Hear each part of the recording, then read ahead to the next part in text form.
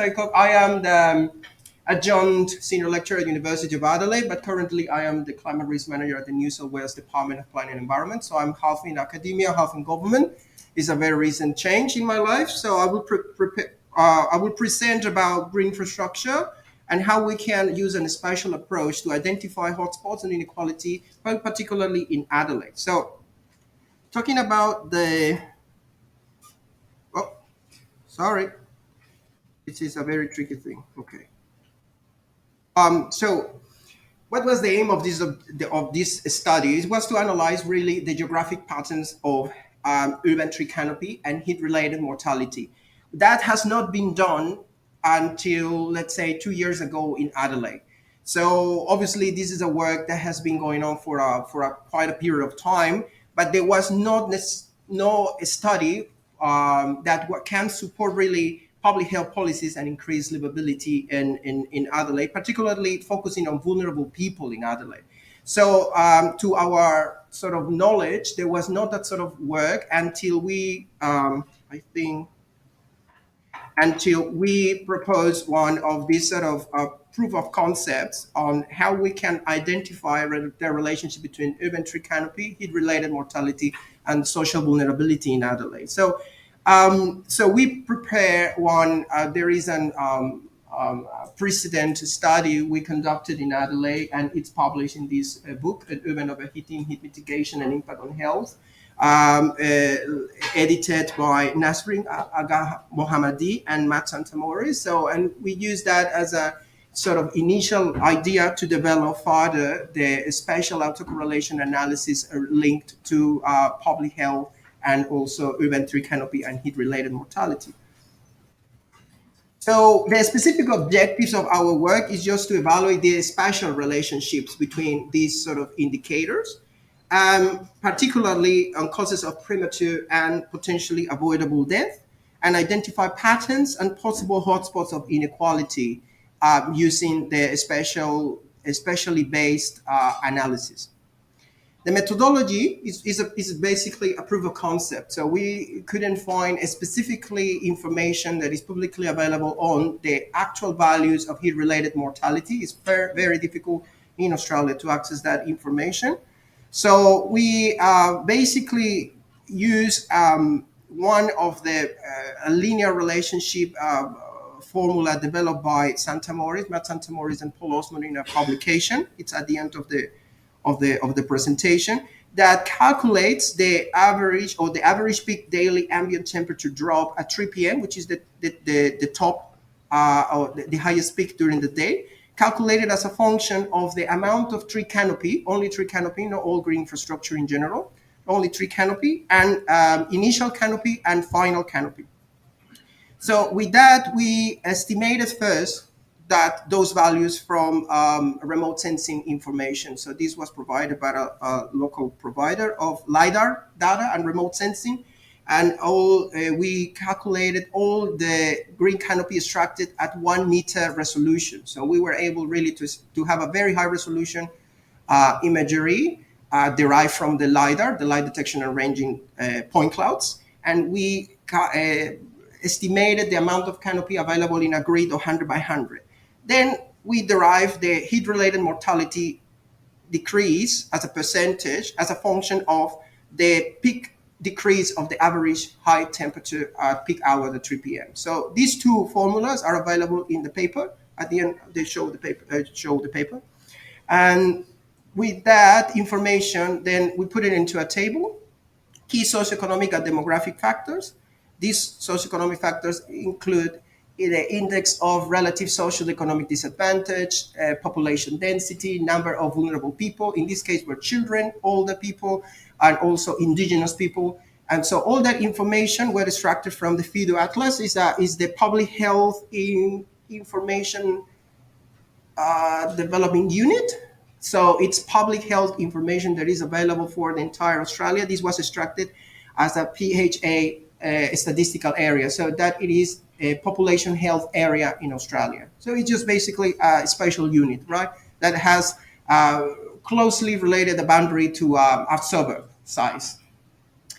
And after that, we run the spatial autocorrelation analysis using level 1 queen contiguity weight matrix. So it's basic spatial autocorrelation analysis.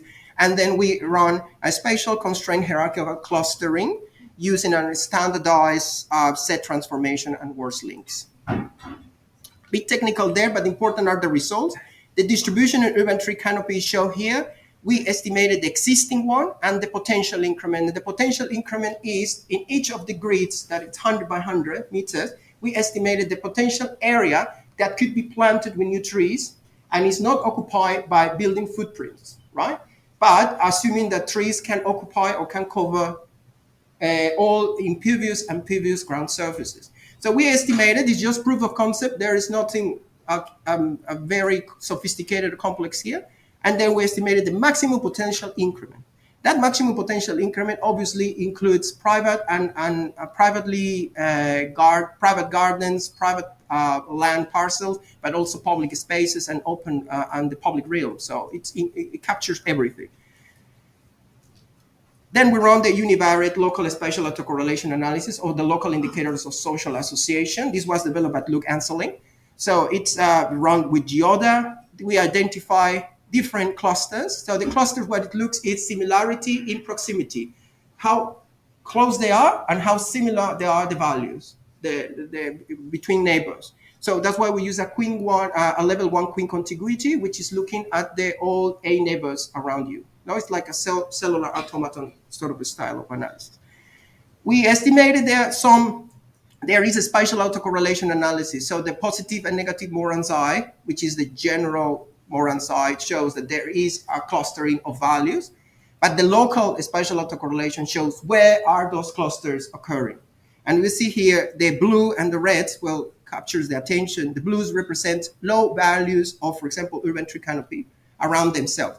That shows the neighborhoods doesn't mean that they have low potential of increment or increase in urban tree canopy. And what happens because they are the richest areas in Adelaide and they already have a lot of green. So where to plant more trees when they're already planted?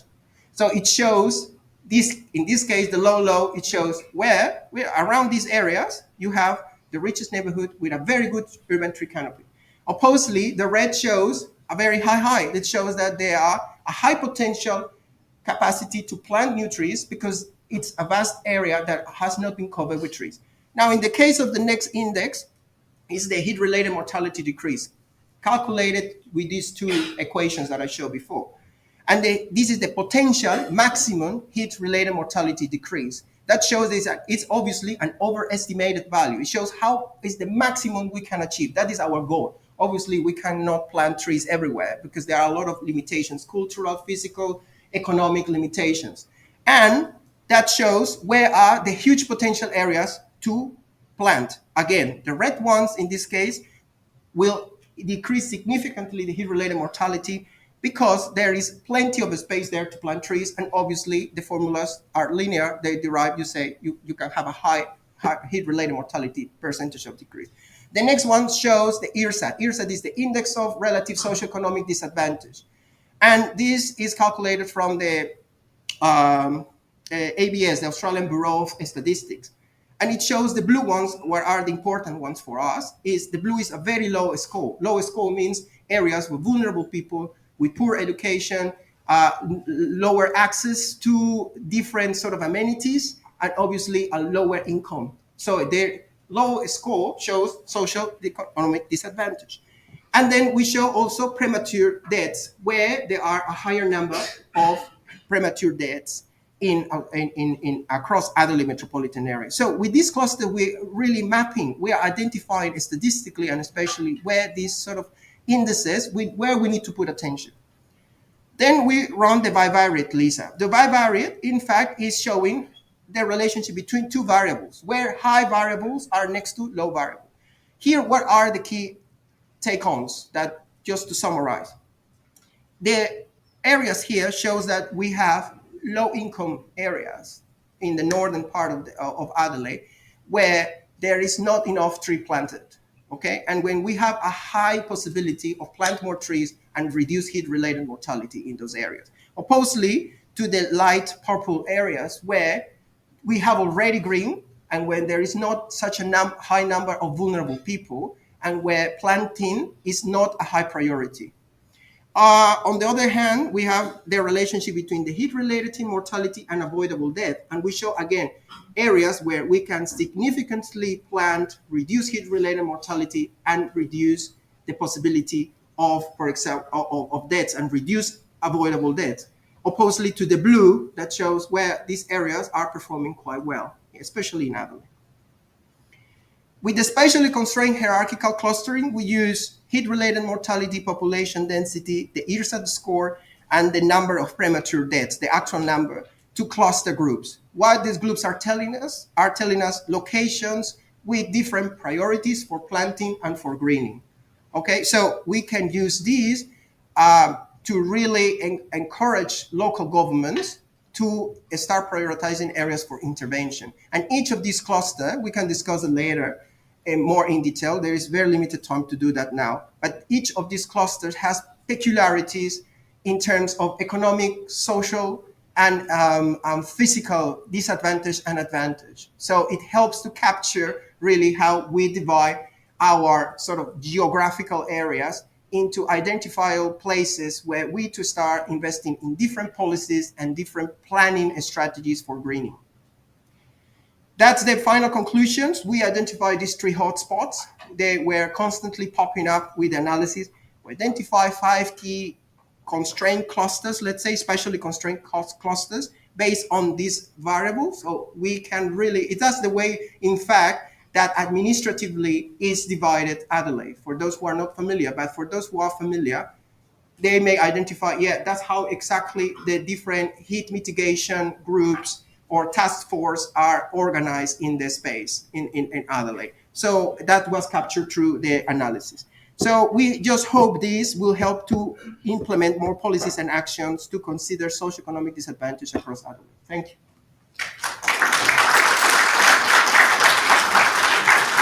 So we're running a bit short of time, so maybe there's time for a quick question while the next speaker comes down. Is Hawken here for the next?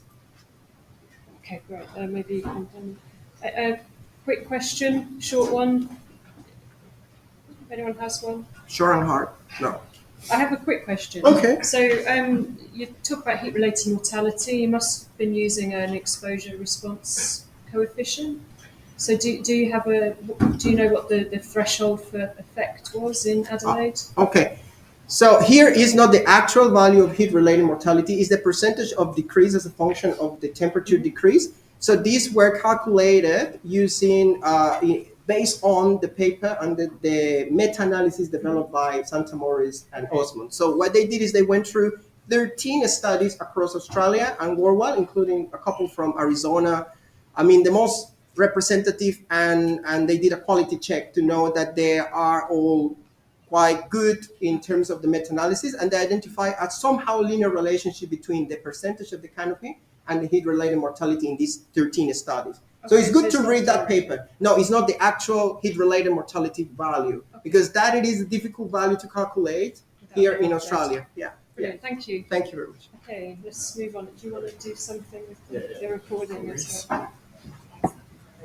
So next up we've got Hawken.